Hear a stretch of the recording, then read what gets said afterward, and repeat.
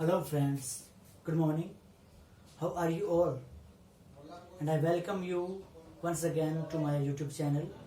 And today we will discuss and we will explain what is the ideology, what is the terms and what are the vocabs related to COVID-19. ठीक है, चलिए start करते हैं। देखिए ये जो अपना COVID-19 है, इसका पहले अपन देखते हैं फुल फॉर्म होती क्या है। इस जो वायरस का नेम है COVID-19, इसका नेम बनेगा कोरोना वायरस डिजीज। ठीक है, यहां तक जो कोविड बना इसकी फुल फॉर्म क्या बनेगी, कोरोना वायरस डिजीज। अभी जो डिजीज है और ये जो कोरोना वायरस है, इसके बारे में सबसे पहले अपने को जानना बहुत जरूरी होता है कि है क्या चीज। ये देखो, एक चाइनीज ओरिजिनेटेड क्या है, वायरस है।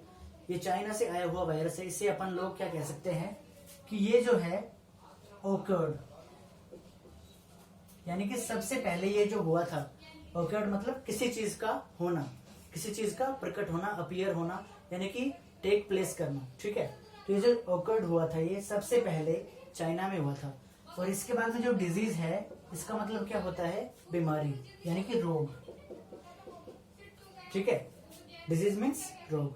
चलिए अपन आगे बात करते हैं। देखिए सबसे पहले आपको क्या ध्यान रखना है कि मैं एक फैमिली को बेस बना रहा हूँ, उसी से रिलेटेड अपन सारी टर्म्स को, वोकैब्स को पढ़ेंगे अच्छे तरीके से। देखिए अलवर में शिवाजी पार्क एक जगह है, वहां पे एक कपल रहता है।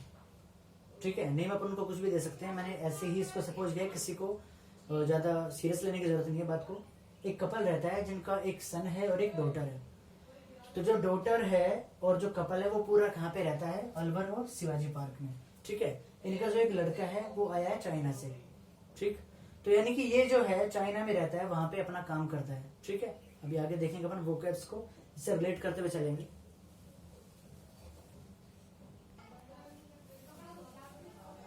सी नाउ अब हम बात कर रहे हैं। देखिए कि जो वो लड़का चाइना से आया था, तो चाइना में वहां पे आपको पता है वुहान सिटी में बहुत ज्यादा इन्फेक्शन फैला हुआ था। तो वहां पे वो किसी के कांटेक्ट में आया, यानी कि वो जो था किसी के कांटेक्ट में आया वो लड़का। अब जैसे उसे पता चला कि यहाँ पे इन्फेक्शन ज्यादा फैला हुआ है, सीवर फैला हुआ है, सीवर इन्फेक्शन है, तो मुझे यहाँ से चलना चाहिए। वो वहां से आया। अब सबको पता है कि ये जो रोग है वो कांटेक्ट से फैलता है, ये जो डिजीज है कांटेक्ट से फैलता है, इसीलिए हम इसको क्या बोल सकते हैं, कंटेजियस। और कंटेजियस का मतलब क्या होता है, एक प्रकार से अपन हिंदी में अगर बात करें, संक्रामक रोग।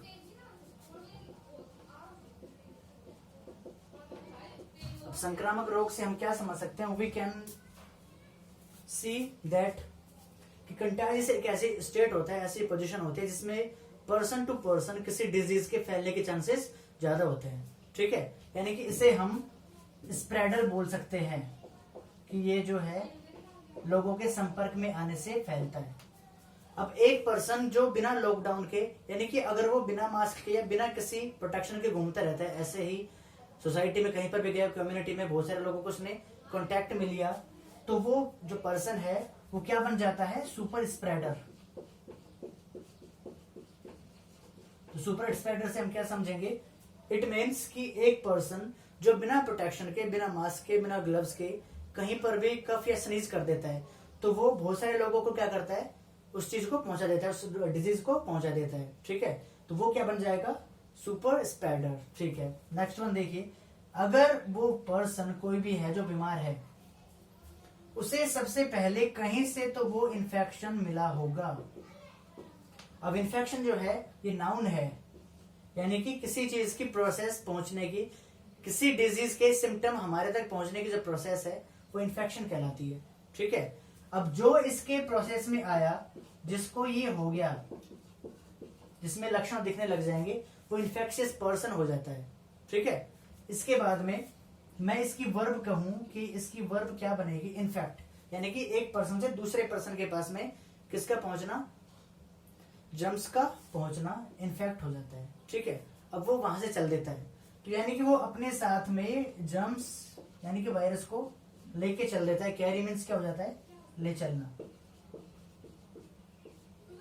ठीक है, अब वो वहां से लेकर के आया, वो पहुंच गया अपने अलवर में। ठीक है, अब अलवर में वो पहुंच गया, 2-4 दिन बाद में उसको खांसी, बुखार, जुकाम, इस प्रकार के सिम्टम्स नजर आने लग जाते हैं। तो यानी कि जब वो पर्सन बीमार हुआ, उसके सिम्टम्स दिखने लग गए, तो सिम्टम्स को हम क्या कहते हैं हिंदी में? लक्षण। यानी कि किसी भी डिजीज के सिम्टम्स आपको अगर नजर आए तो हम उसको इंग्लिश में सिम्टम्स को क्या बोलते हैं? लक्षण दिखना, हिंदी में अपन उसको बोल सकते हैं। ठीक है। कई बार क्या होता है कि कोरोना वायरस के लक्षण दिखते हैं, कई बार नहीं दिखते हैं। तो अगर लक्षण दिखने वाला सिस्टम हो रहा है तो सिम्प्टोमेटिक हो जाता है डिजीज। कई बार लक्षण दिखते ही नहीं है तो वो क्या बन जाता है? एसिम्प्टोमेटिक। यानी कि लक्षण दिखे तो सिम्प्टोमेटिक, नहीं दिखे तो एसिम्प्टोमेटिक। अब उसके कुछ लोग कांटेक्ट में आए थे। किसके लोग? शिवाजी पार्क एरिया के लोग उस लड़के के कांटेक्ट में आए। ठीक है। जैसे ही वो बीमार हुआ उसको हॉस्पिटल में एडमिट कराया गया। एडमिट कराने के बाद में जैसे ही छानबीन स्टार्ट हुई, छानबीन यानी कि प्रॉब, किसी चीज के बारे में छानबीन करना क्या कहलाता है? प्रॉब। ठीक है। छानबीन हुई तो सबसे पहले कॉन्टैक्ट ट्रेसिंग करेंगे। क्या करेंगे? Contact tracing. इसके अकॉर्डिंग हम क्या कह सकते हैं कि कॉन्टैक्ट ट्रेसिंग एक ऐसा वर्ड है कि वहां से, चाइना से जब वो एयरपोर्ट पे उतरा और शिवाजी पार्क तक जब वो पहुंचा तो उसने कितने लोगों को अपने कॉन्टैक्ट में लिया, उसको ट्रेस करते हैं, उसके बारे में पता लगाते हैं। ठीक है। तो कॉन्टैक्ट ट्रेसिंग भी एक प्रकार से छानबीन ही कहलाया जा सकता है। ठीक है। यहां तक कोई प्रॉब्लम? आगे देखते हैं।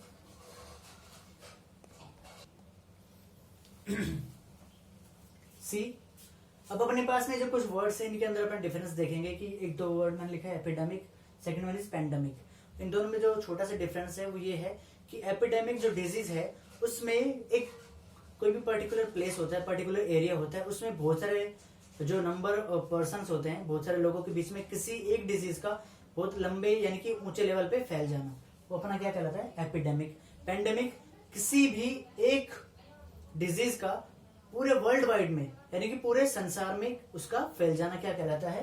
पेंडेमिक। इधर अपनी कुछ टर्म्स है, आइसोलेट है, isolation, quarantine, social community spread and PPE. तो जो पीपीई है बेसिकली डॉक्टर्स यानी कि जो मेडिकल स्टाफ वाले लोग होते हैं वो पहनते हैं, इसको बोलते हैं पर्सनल प्रोटेक्टिव इक्विपमेंट। इससे पहले अपन इन वर्ड्स को देखते हैं। जब वो बंदा बीमार हुआ, उसके अंदर लक्षण आए तो उसको डॉक्टरों ने क्या किया? आइसोलेट कर दिया। आइसोलेट मतलब उससे अलग कर देना। एक तरीके से आइसोलेट को हम क्या बोलते हैं? सेपरेट, यानी कि अलग करना। ये एक वर्ब है। और आइसोलेशन यानी कि उसको अलग करने की जो प्रोसेस होती है उसे नाउन बोलते हैं, यानी कि अलग करने की प्रक्रिया क्या कहलाती है? आइसोलेशन। अब उसके जो कांटेक्ट में कुछ पर्सन्स आए थे, जैसे उसके एरिया वाले हो गए, कम्युनिटी के, उसके जिस भी शॉप पे वो गया होगा, तो जो जो उसके संपर्क में आए थे, जो उसके कांटेक्ट में आए थे, उन सबको क्या कर दिया? क्वारंटीन। अब आइसोलेट और क्वारंटीन और आइसोलेशन, इनमें डिफरेंस अपन क्या लगाएंगे कि आइसोलेट तो किसी बीमार पर्सन को अलग किया जाता है, ठीक है, और क्वारंटीन जो भी उसके पर्सन के, डिजीज पर्सन के कांटेक्ट में जो पर्सन्स आए थे उनको एक तरीके से अलग रखना, ताकि उनके अंदर जो लक्षण आए वो पता चले बाद में कि आए हैं या नहीं आए हैं, तो वो ज्यादा किसी लोगों तक उस बात को फैलाना पाए। ठीक है। तो क्वारंटीन में और आइसोलेट और आइसोलेशन अपन ने क्या देख लिया? डिफरेंस देख लिया। सेकंड वन है कम्युनिटी स्प्रेड।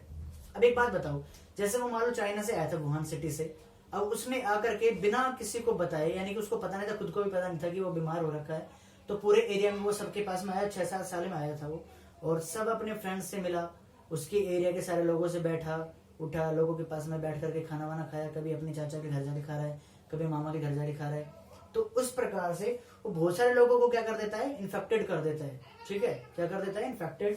और इस प्रकार से जो उसने डिजीज फैलाया वो क्या बन गया? Community spread. ठीक है, यानी कि पूरे एरिया में उसके द्वारा ही बहुत सारे लोगों को क्या कर दिया? इन्फेक्टेड कर दिया गया। तो ये क्या बन गया? अपना कम्युनिटी स्प्रेड। एंड अपना जो पीपीई है ये मेडिकल स्टाफ वाला यूज करते हैं, इसका मतलब होता है पर्सनल प्रोटेक्टिव इक्विपमेंट,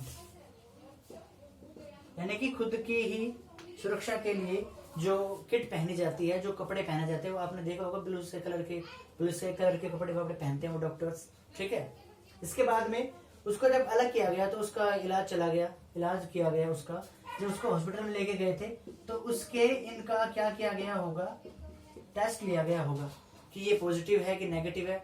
अब उसका जो पॉजिटिव या नेगेटिव का पता लगाने के लिए टेस्ट लिया जाता है, तो उस टेस्ट को हम क्या बोलते हैं, डायग्नोस, यानी कि टेस्ट करना कि वो पॉजिटिव है या नेगेटिव है। ठीक है, आगे देखिए, अभी आगे अपन बात करेंगे।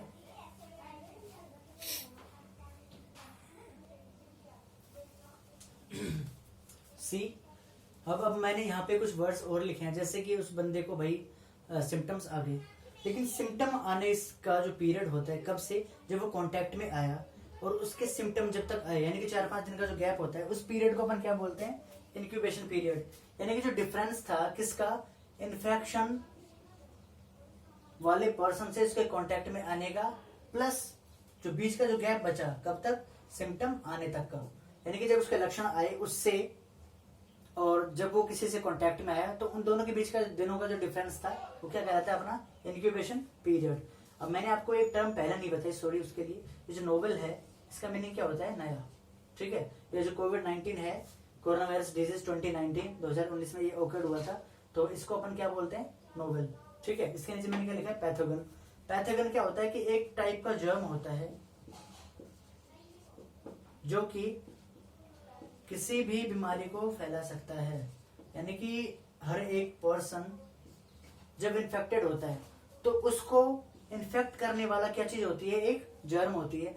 और जर्म जो होता है, यानी कि जो कीटाणु विषाणु वायरस जो होते हैं उसके लिए मैंने यहाँ पे एक वर्ड यूज किया, पैथोगन, यानी कि a type of germ that can spread disease, जो एक बीमारी को फैला सकता है, उसे अपन क्या बोलते हैं, पैथोगन। इधर चलिए, grappling with lag, social distancing and mask, ये सारे वर्ड्स आपने कहीं ना कहीं पर देखे होंगे। तो ग्रैपलिंग के साथ में हमेशा विद प्रेपोजिशन आती है। प्रेपोजिशन क्यों आती है, क्योंकि इसके साथ में ये फिक्स है।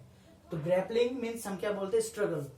एक तरीके से अपन सभी इस टाइम किसी ना किसी चीज से स्ट्रगल कर रहे हैं। किसी के पास में पैसों की कमी है, भाई बहुत सारे गरीब लोग जो मजदूर हैं बेचारे पैदल जा रहे हैं अपने घर के लिए, रवाना हो चुके हैं, उन्होंने अपना ट्रैवल स्टार्ट कर दिया है। कोई पैदल जा रहे हैं, कोई जैसे भी, कोई किसी की हेल्प ले रहे हैं, लिफ्ट ले रहे हैं कहीं से भी, तो वो सारे क्या कर रहे हैं, स्ट्रगल कर रहे हैं। इसका मीनिंग क्या होता है, ग्रैपलिंग मीन्स स्ट्रगल, संघर्ष करना, जूझना किसी चीज से। नेक्स्ट वन अपना देखिए, लैक। लैक मीन्स होता है कमी। अब आपके पास बहुत सारी चीजों की कमी हो रही है अभी इस टाइम, जैसे कि पैसे की। मेनली तो अपन पैसे की बात कर रहे हैं। जो डेली बेस वर्कर्स होते हैं, यानी कि रोजाना कमाने वाले, रोजाना खाने वाले, उनका बेचारे का क्या हो रहा है, एक टाइम को खाना भी मुश्किल मिल रहा है। वो किसी का वेट कर रहे हैं कि कोई आकर के उनकी क्या करे, हेल्प करे। अपनी जो गवर्नमेंट है हालांकि बहुत बेहतरीन काम कर रही है अक्रॉस द वर्ल्ड, कोई किसी भी कंट्री ने इतना अच्छा काम नहीं किया जितना अपनी इंडिया ने किया है, लेकिन फिर भी लोगों के पास में कमी तो है ही। कमी को अपन और क्या बोल सकते हैं, देखो, पॉसिटी बोल सकते हैं, PAUCITY, पॉसिटी।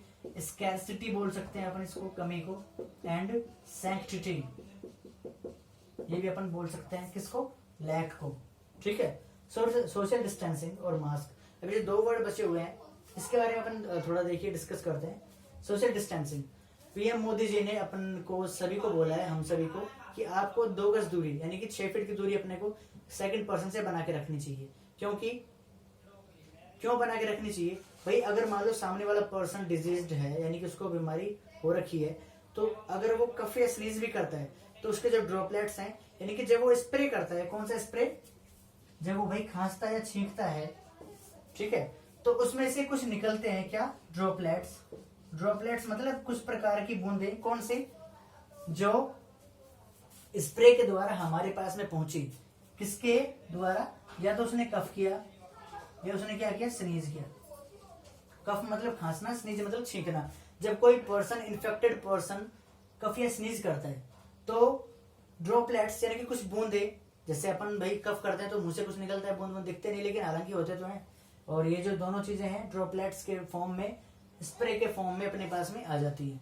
ठीक है, इससे ऊपर क्या लिखा है, सोशल डिस्टेंसिंग। तो जो सामने वाला पर्सन है अगर वो इन्फेक्टेड भी है और उसने मास्क पहना हुआ है, मास्क क्या है, ए पीस ऑफ फाइबर और क्लॉथ, यानी कपड़े का या फाइबर का एक टुकड़ा, जो कि हमारे नाक के और कानों के ऊपर सेट किया जाता है, जिससे कि अपन क्या कर सके, सामने वाले के जो ड्रॉपलेट्स हैं उससे अपन दूर रह सके और अपने आप को बीमारी से थोड़ा बहुत बचाने का प्रयत्न कर सके। ठीक है, सोशल डिस्टेंसिंग, इसका मतलब क्या होता है कि अपन जो है, हम जो है, मिनिमाइज करें किस चीज को, लोगों से मिलने को, लोगों से मिलने जुलने, बैठने को, मीटिंग करने को अपन क्या करें, मिनिमाइज करें। समझ गए? ठीक है, आगे और देखते हैं, चलिए।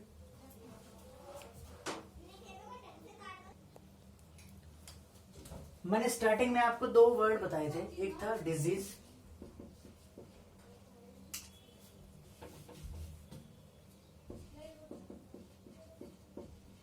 और एक लिखा मैंने डिसीज।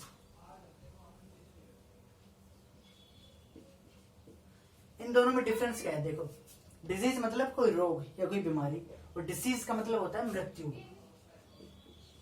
अब कोविड-19 से बहुत सारे लोगों की मृत्यु हो चुकी है, तो हम सबको क्या बोलेंगे? डिसीज्ड पर्सन, यानी कि जिनकी हत्या हो चुकी है, जो मर चुके हैं।